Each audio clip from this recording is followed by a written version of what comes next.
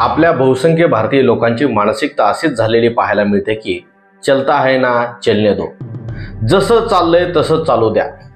चलता है ना या मानसिकतेमुळे देशाचं आणि समाजाचं किती नुकसान होतं याकडे आपण कधी गांभीर्याने लक्ष देत नाहीत। उदाहरणार्थ, बस स्टॉप या सार्वजनिक ठिकाणावर कुणी सिगरेट ओढत असेल तर त्याच्या धुराचा त्रास इतरांना होतो, त्यापासून इतरांचं आरोग्य धोक्यात येऊ शकतं, तरीही धाडसाने कोणी बोलत नाही आणि त्यालाही आपण काय करतोय याचं भान राहत नाही। दुसरं उदाहरण घ्यायचं झालं तर सार्वजनिक बसमध्ये आपण प्रवास करीत असताना बस चालक कितीही स्पीडने आणि कशीही खड्ड्याखुड्ड्यातून बस चालवत असला आणि आतील प्रवाशांची कितीही हेळसांड होत असली तरी त्या चालकाला प्रवासी जाब विचारत नाहीत, किंवा ज्यांच्या अकार्यक्षमतेमुळे रस्त्यावर तसेच खड्डे पडून ते वाढत चाललेले आहेत त्या अधिकाऱ्यांना किंवा त्या लोकप्रतिनिधीला आपण जाब विचारत नाही। खरं म्हणजे सुरक्षित सेवा मिळणे हे प्रत्येक देशवासियांचा अधिकार आहे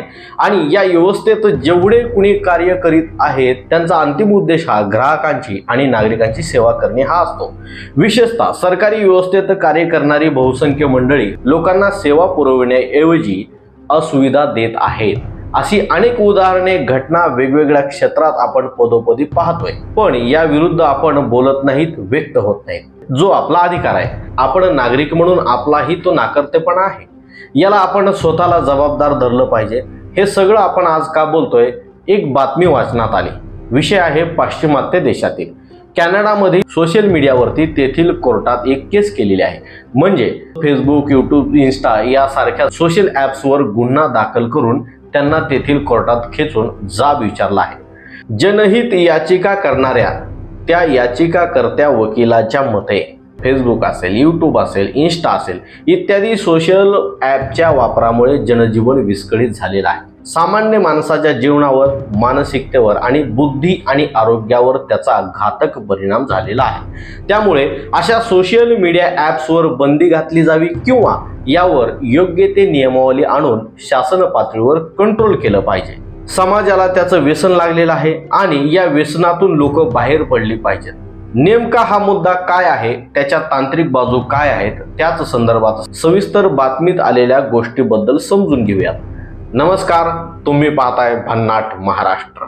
सुरुवातीलाच बोलल्याप्रमाणे आपण भारतीय बहुसंख्य लोक जे आलं त्याचा आंधळेपणाने स्वीकार करतो, त्याचा आपल्यावर, आपल्या भावी पिढीवर काही परिणाम होत असला तरी देखील बोलत नाहीत, व्यक्त होत नाहीत किंवा त्याच्या विरोधात जाऊन त्याच्यावर गुन्हा दाखल करीत नाहीत। सरकारी यंत्रणांच्या काही गोष्टी असोत किंवा खाजगी यंत्रणांकडून नागरिकांसाठी आलेल्या काही गोष्टी असोत, ज्या ज्या चुकीच्या आहेत त्यावर आवाज उठवून निर्बंध आणले पाहिजेत, पण आपल्याकडे सर्रास हे दिसत नाही।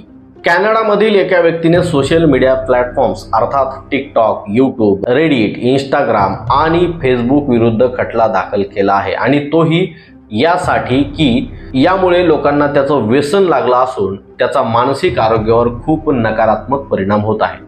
24 वर्षीय याचिकाकर्त्याने सांगितलं आहे की त्याने 2015 मध्ये सोशल मीडिया वापरण्यास सुरुवात केली, दररोज 4 तास ॲप्स वापरत असे, त्याचा परिणाम त्याच्या कामावर आणि झोपेवर झालेला आहे। या संदर्भात त्या व्यक्तीचं प्रतिनिधित्व करणाऱ्या लॉ फर्म ॲडव्होकेट्स फिलिप ब्रॉन्ट यांनी माहिती दिली असल्याचे वृत्त काही न्यूजपेपर्स आणि सोशल माध्यमावर देखील फिरत आहे।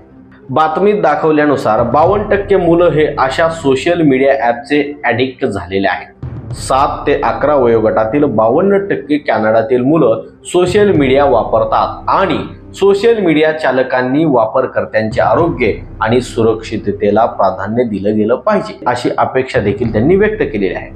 गांभीर्याची बाब म्हणजे आपला वेळ जो सोशल माध्यमावर जातो तो काउंट केला तर मनुष्य 500 दशलक्ष वर्ष एवढा कालावधी सोशल मीडियावर व्यतीत करेल असा अंदाज वर्तवला जात आहे। यावरून असं लक्षात येतं की ही काही विशिष्ट व्यक्तींची समस्या नाही, ती प्रत्येकासाठी एक मोठी समस्या आहे। ही एक सतत वाढत जाणारी समस्या असल्याने या लीगल फर्मने खटला हाती घेतलेला आहे असे ब्रॉल्ट यांनी सांगितलं। या खाजगी सोशल माध्यम कंपन्या लोकांच्या मानसिकतेचा फायदा घेतात। या कंपन्यांच्या सोशल मीडिया व्यासपीठांच्या डिझाईनबाबत कथित निष्काळजीपणाबद्दल दंडात्मक नुकसान वसूल करण्याचे या प्रकरणाचे उद्दिष्ट आहे।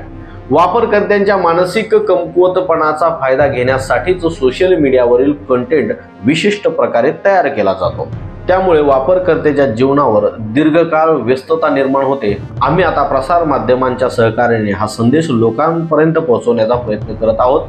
लोकांना सोशल मीडियाच्या वापरावरील जोखीम समजून घेणं आवश्यक आहे असेही त्यांनी म्हटलेले आहे। अशा आशयाची बातमी आपल्यापर्यंत पोहोचलेली आहे। आपल्यालाही त्या संदर्भात माहिती असावी म्हणून तुमच्यापर्यंत पोहोचवली। सांगण्याचा उद्देश म्हणजे आपणही आपल्या इथे देशात वावरत असताना काहीही समस्या जाणवली तर व्यक्त होत राहा। त्या संबंधित अधिकाऱ्याच्या किंवा राजकीय लोकप्रतिनिधींच्या कानावर ती समस्या घालून निदान करण्यास भाग पाडा। हा व्हिडिओ तुम्हाला जर आवडलेला असेल तर लाईक करा, शेअर करा, कमेंट करा आणि भन्नाट महाराष्ट्र चॅनलला सबस्क्राईब करायला विसरू नका। पाहत रहा भन्नाट महाराष्ट्र।